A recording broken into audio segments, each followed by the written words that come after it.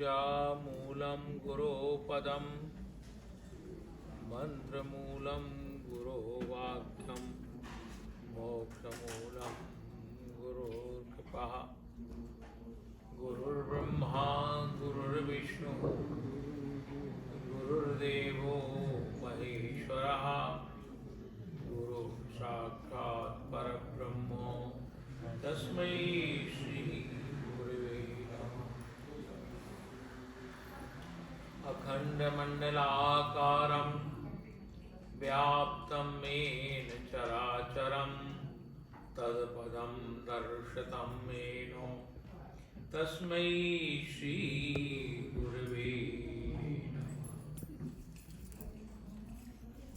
मूकं करोति वाचालं पङ्गुं लङ्घयते गिरिं यत्कृपातमहं वन्दे परमानन्दमाधवम्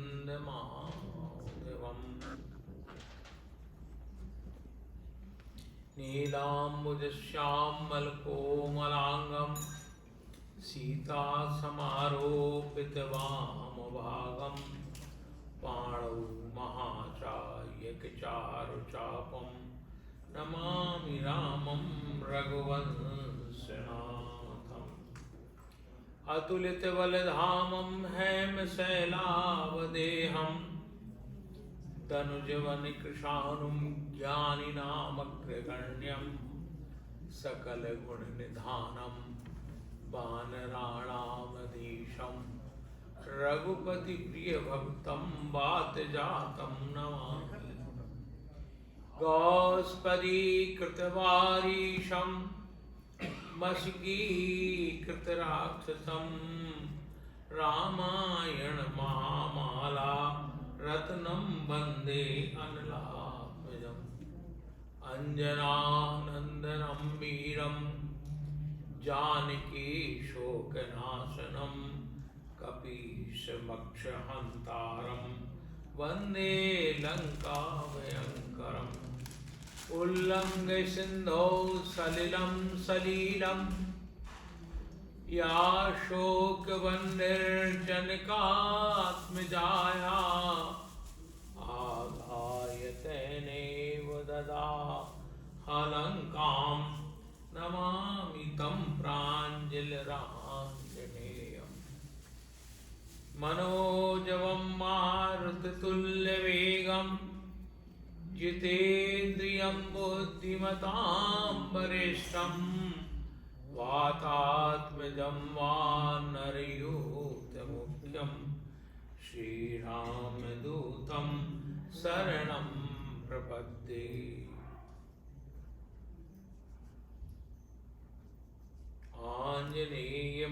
आञ्जनेयमतिपाटलाननं काञ्चनादिकमनीयविग्रहं पारिजातपरिपूर्णलोचनं मारुतिं नमत राक्षान्तकम्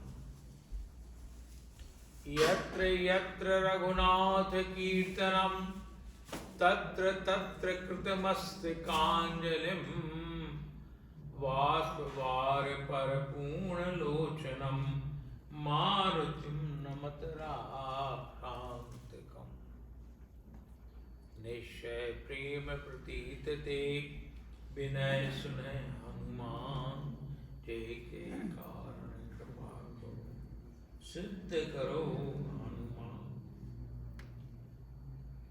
जगन माता की जय। हनुमान जी महाराज ने सीता भगवती जगदम्बा वसुधा साक्षात कनकाभा कनक नंदिनी वसुंधरा जानकी को शोक मग्न से विशोक कर दिया।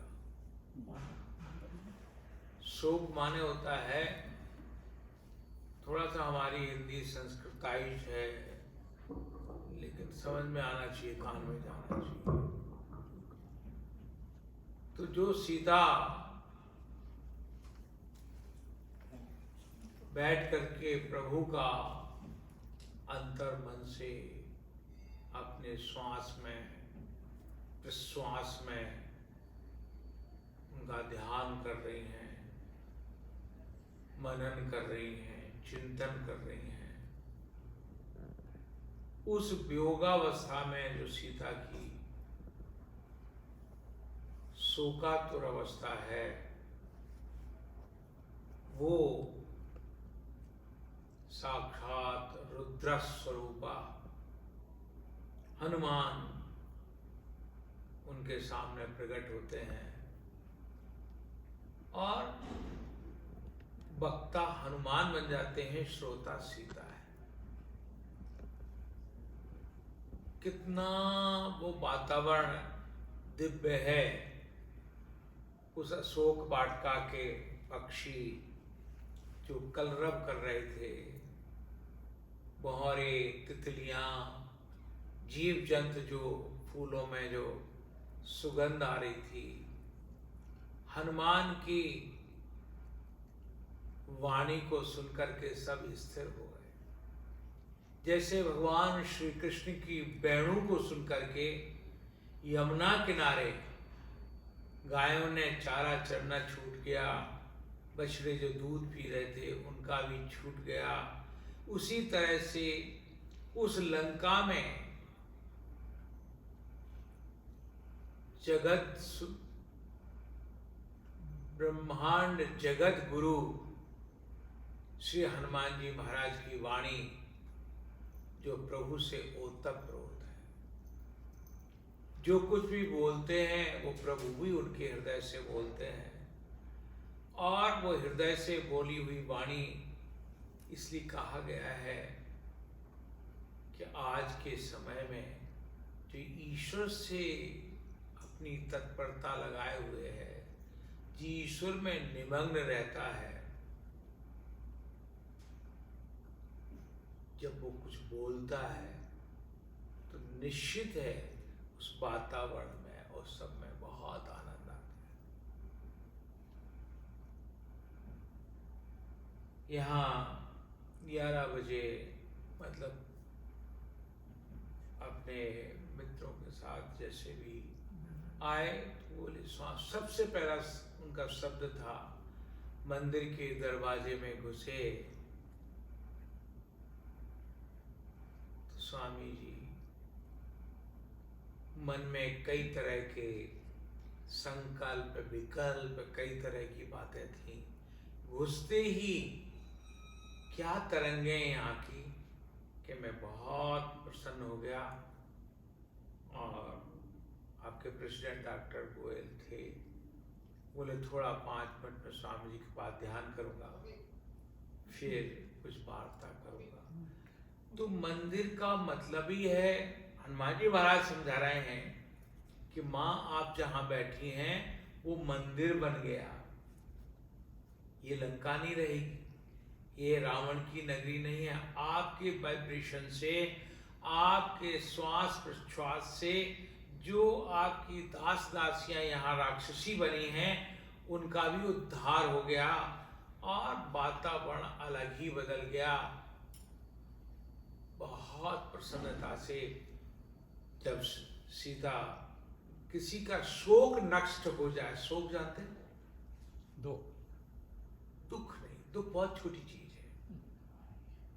दुख तो संसार का आता है ना, कोई खत्म हो गया तो दुखी हो रहे हैं आप, कोई चीज चली गई तो दुखी हो रहे हैं। दुख एक क्षणिक है, शोक आपके मन के ऊपर इतना बड़ा विकार है कि अच्छा खासा स्वस्थ शरीर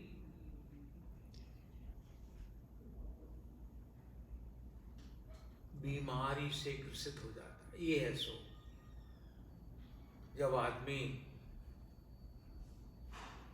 दुखी होता है तो वो तो क्षणिक के लिए होगा, उसकी परिस्थिति दूसरी बदल जाएगी तो सुखी हो जाएगा। शोक अंदर की तरंगें ही बदल जाती हैं, इससे ब्लड का सर्कुलेशन, इस पर रिसर्च हो रही है, काफी कुछ हो रहा है, तो वो सब अलग ही बदल जाते। कितने कैंसर के मरीज ठीक हो रहे हैं, कितने जिनको किडनी के, लीवर के प्रॉब्लम थे, तो जब ध्यान में उसमें मस्त हो गए तो भगवान हनुमान ने जब वाणी से प्रभु की चर्चा सुनाई तो सीता विशोक हो गई, शोक से मुक्त हो गई और आनंदित हो गई। तब वो कहती हैं, तो हनुमान एक ऐसे डाउन टू अर्थ आपके देवताओं में हैं जिनके पास बुद्धि अधिक है, जिनके पास बल अधिक है, जिनके पास सब कुछ। हनुमान की आराधना करने से आपकी कामनाओं की तो पूर्ति होती है।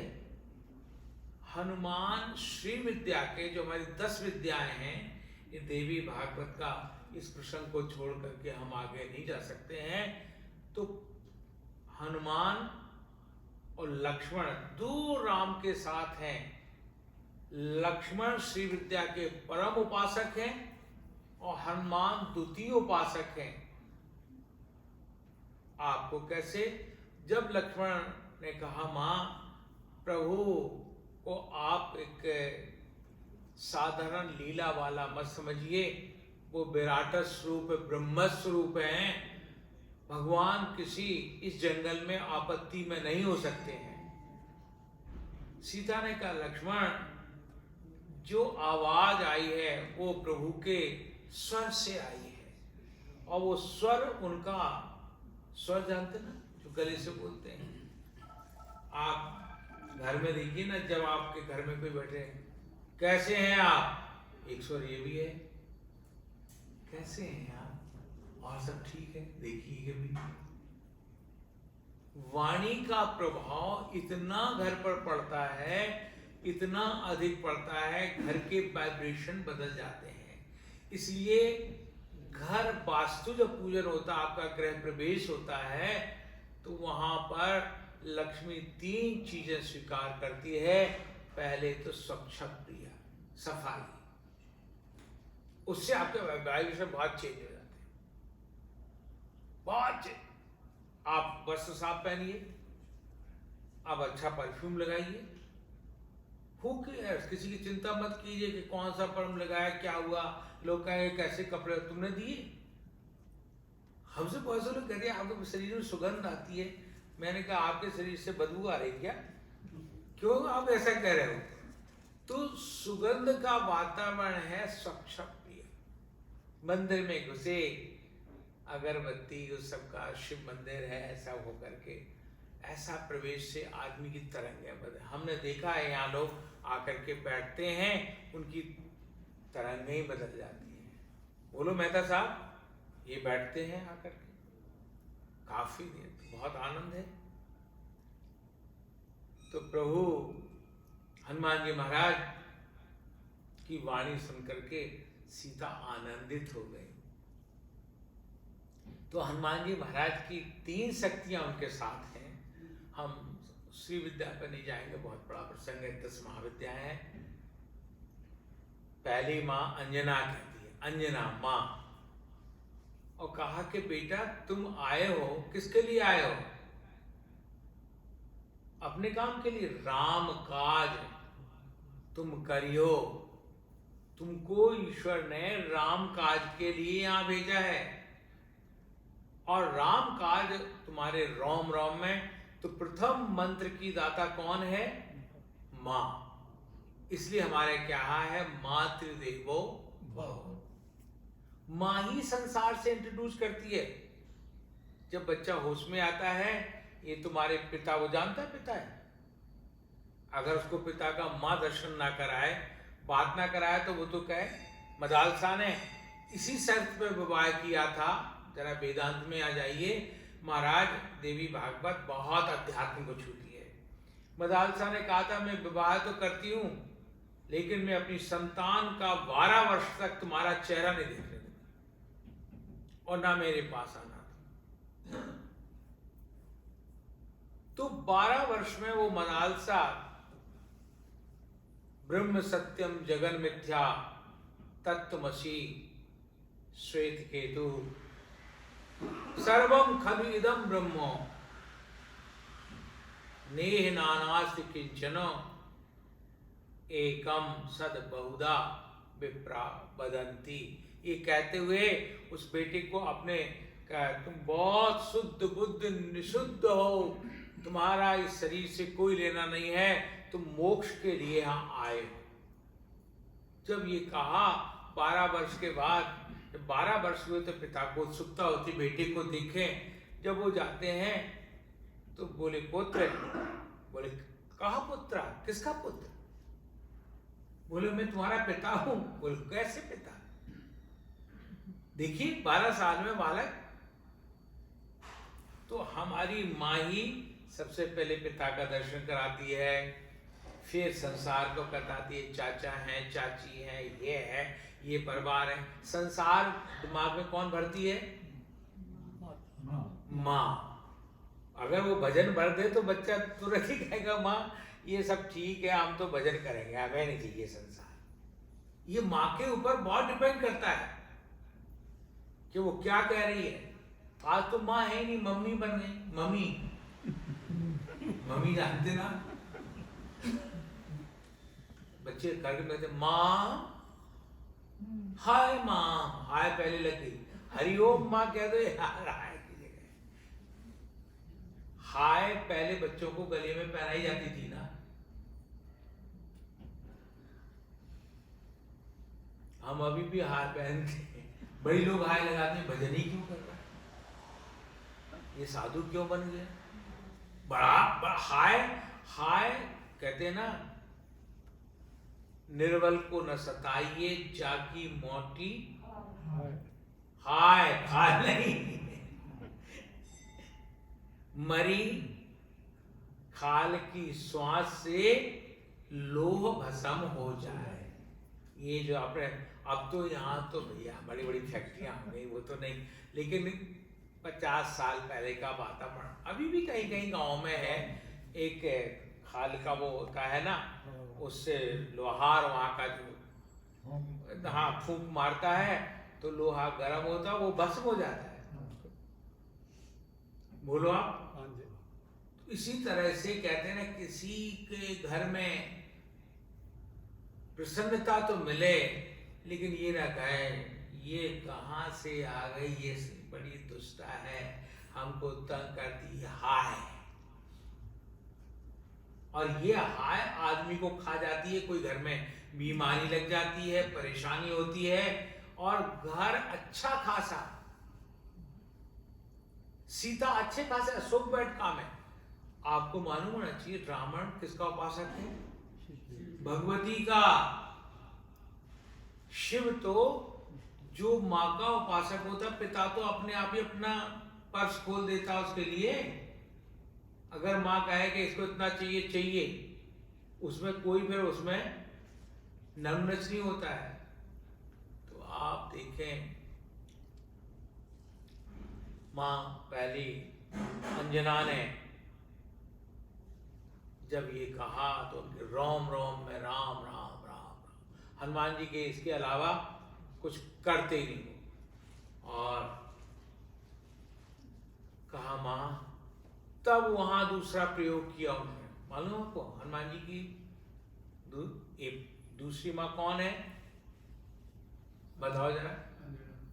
नहीं, अंजना पहली माँ है। और दूसरी, इतना सुंदरकांड सुनते हो, इतना रामायण सुनते हो, दूसरी नहीं। अरे क्या इतने, देखिए एक बता दूं, कथुरिया जी ने उस दिन कहा स्वामी जी, मैंने कहा हम इसमें थोड़ा सा अटक रहे थे। वो बिल्कुल सही है कि सुग्रीव ब्रह्मा की छाया, ब्रह्मा मतलब पूर्ण रूप से तो उनकी छाया है। और महेश जो है, ब्रह्मा विष्णु महेश कहा मैंने ना, वो सुग्रीव है, इसलिए वो बिल्कुल शांत रहते हैं और भजन करते हैं। अब तो महाराज दूसरी माँ बताओ।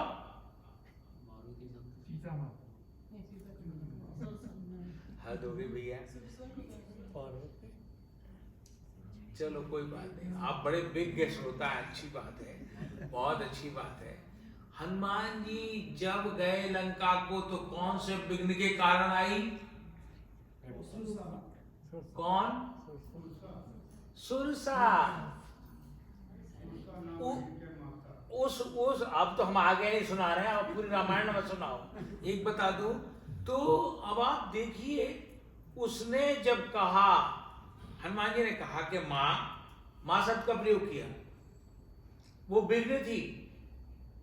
अगर कोई व्यक्ति अपने जीवन में ऊंचाई पे जाता है तो उसके विघ्न जरूर आएंगे। बिना विघ्न के, बिना संघर्ष के कोई जीवन नहीं है। जिसके जीवन में संघर्ष नहीं, वो चल आप कैसे, बोला ठीक है, क्या खाया खा लिया, जो खाते हैं वही खा लिया, कोई फूड चेंज नहीं है, कोई ऐसे रोते हुए बोल रहे हैं जैसे जबरदस्ती जी रहे हो, इससे भाई के ऊपर से कूद के गिर जाओगे। ऐसे पूरी डिप्रेशन में बोल रहे हैं। अंत में महाराज आप देखिए, वो ही सुरसा, उसने कहा बेटा, क्या शब्द का? अंजना ने पुत्र कहा और सुरसा ने कहा जाओ प्रविष्ट नगर कीजिए सब काजा। अरे तुम भगवान का काम करने जा रहे हो, अब तुम कहीं पर किसी भी तरह से किसी लालच में, देखिए आदमी को अच्छे काम में क्या खराब करता है? लालच। लालच की बड़ी शाखाएं प्रशाखाएं बढ़ जाती हैं। और हनुमान जी महाराज अशोक वाटिका में, आपको पता, सीता बैठी हैं अशोक के पेड़ के नीचे, और हनुमान जी जो वार्ता कर रहे हैं, कहां से कर रहे हैं? बिल्लु पत्र के, बिल्लु जानते ना, यहाँ नहीं, वो तो होता होगा शायद, भारतवर्ष में होता है। बिल्लु पत्र में क्या होते हैं? 3 पत्ते होते ना, और फल उसके आपने देखे होंगे। बिल्व पत्र की उत्पत्ति साक्षात ब्रह्मा विष्णु महेश हैं, महाकाली, महालक्ष्मी, महासरस्वती हैं, और फल तो साक्षात लक्ष्मी है। इसलिए शिव को बिल्व पत्र चढ़ता है। त्रिदलम त्रिगुणाकारम त्रिनेत्रम त्रिधायुधम, त्रिजन्म, 3 जन्मों को आप, त्रिजन्म पाप संहारम बिल्व पत्रम समर्पये। तो मैं, क्योंकि यहाँ आज भौम प्रदोष है, आज सब शिव जी का ही दिन है, मंगल का प्रदोष है, हम आपको एक सुधार बता रहे हैं। यहाँ भी लोग कहीं से भी बिल्व पात लाते हैं ना, चढ़ाते हैं, तो बिल्व पत्र में बड़ा साइंस है। अगर बिल्व पत्र खुरदरे, जो ऊपर का भाग होता है ना, उसकी जैसे नसें हैं, आपके हथेली में जो नस है ना, इस तरह से आप चढ़ा देंगे तो आपके बिल्व पत्र चढ़ाने में आपके घर में गरीबी अपने आप ही आ जाएगी। कहो तो मैं शिव जी के पास इतने 108 बिल्व पत्र चढ़ा के आए हैं। शिव तो बहुत धन धन भोले नाथ तुम्हारी कौड़ी नहीं खजाने देने वाले हैं, लेकिन आप जब पासवर्ड गलत भर रहे हैं तो ईमेल कहां से खुलेगा? ये बिल्व पत्र, बिल्व पत्र का चिकना हिस्सा वो आपको शिव जी के पास चढ़ा। चिकना जानते हैं? हथेली एक चिकना होता है, ऊपर खुरदरा होता है, और बिल्व पत्र की जो डंठल होती है उसमें बीमारियां हैं। जहां ये सब ठीक करने वाला है, बीमारियां जानते हैं? अरे हाँ, तो उसको बड़े तरीके से तोड़ दीजिए। ये नहीं कि इतना ही बड़ा उसका डंठल साइड चढ़ा दिया जबरदस्ती, जैसे हमने बहुत बड़ा काम किया। एक बिल्व पत्र शिव पे चढ़ने पर आज प्रदोष है, या जब भी कभी शिव पे एक बिल्व पत्र भी चढ़ जाए तो 1 तोला सोना चढ़ गया आपका। 1 तोला जानते ना? अरे यहाँ ग्राम में क्या, यहाँ क्या चलता है? 10 ग्राम। 10 ग्राम क्या हो, क्या कहलाते हैं? 10 ग्राम कहते हैं ना, 1 तोले का। हाँ, नहीं, यहाँ कुछ कहते हैं ना, सोने का वजन का कुछ और कहते हैं, औंस कहते हैं, औंस। हाँ, तो वो चढ़ गया आपका। और उतना उल्टा कर दिया। तो आप जब भक्ति भी कर रहे हैं तो जल कैसे चढ़ाओ, बिल्वपत्र कैसे चढ़ाओ? तो अब ये ब्रह्मा ने राम को कहा कि तुम विजय, तच्छ्रुत्वा संप्रतिष्ठ आत्मा राम सत्य पराक्रमा। हे राम, तुम परात्पर परमेश्वर हो, मैं जानता हूं विराट स्वरूप हो, मनुष्य धारण शरीर किया है आपने, तो मैं भी एक ब्रह्मा बन करके तुमने पूछा कि मैं कैसे आराधना करूं शारदीय नवरात्र की। तो बिल्व वृक्ष के, इसलिए महाराज आप शिव पुराण जब पढ़ते हो तो बिल्वेश्वर महादेव पर एक भिल्ल चढ़ गया, उसने जैसा जैसा उसने तो एक आध बूंद गिरी, फिर वो पत्ता गिरा, तो वो उसका मोक्ष हो गया।